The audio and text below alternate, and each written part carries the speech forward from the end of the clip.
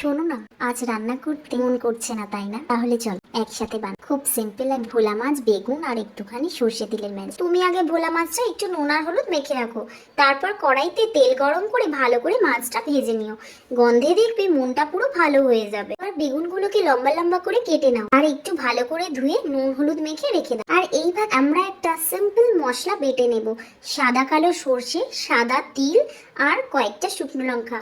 তুমি যেরকম ঝাল খেতে পছন্দ করবে সেরকম দিও। তুমি যদি চাও মশলাটা হাতে বেটে নিতে পারো, নয়তো মিক্সিতে এক ঘাট ঘুরিয়ে নিলে ব্যাস। মাছ আর বেগুন ভেজে যদি তেল না থাকে তাহলে তুমি কড়াইতে একটু তেল দিয়ে ভালো করে গরম করে নাও। তারপর অল্প কালো জিরে ফোড়ন দাও, তারপর ওই বাটা মশলা দিয়ে একটু, তারপর লবণ, হলুদ, কাশ্মীরি লঙ্কা দিয়ে একটু কষিয়ে জল দিয়ে দাও। এবার ঝোলটা ফুটে উঠলে ভেজে রাখা মাছগুলো ওই ফুটন্ত ঝোলে দিয়ে দাও।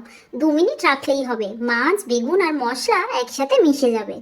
তুমি কাঁচা লঙ্কা ফালি করে দাও আর আমি সর্ষের তেল ওপর থেকে ঢেলে দিই। নাও এবার এক প্লেট গরম ভাত নিয়ে শান্তি করে খেয়ে নাও তো দুপুর বেলায়। আর খাওয়ার পরে অবশ্যই আমাকে কমেন্ট করে জানিও কেমন লাগলো। যদি ভালো লাগে তাহলে লাইক করে দিও। আর এমনই আরো কিউট ইজি রান্না পেতে সাবস্ক্রাইব করো প্লিজ। তাহলে আজকের ভিডিওটা আমি এখানেই শেষ করলাম। পরের দিন আবার একটা নতুন আর সুন্দর রেসিপি নিয়ে চলে আসবো।